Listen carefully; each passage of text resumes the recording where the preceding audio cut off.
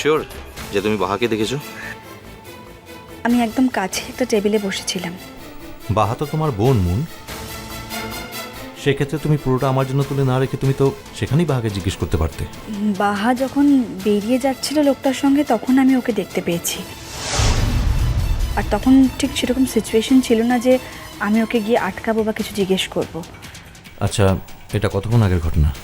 এই ধরো ঘন্টাখানেক আগেকার কথা। কিন্তু বাহা তো আমাকে জিজ্ঞেস না করে এক পাও। দেখো, আমার মনে হলো তোমাকে জানানো দরকার, তাই জানালাম, দ্যাটস ইট। রাখছি।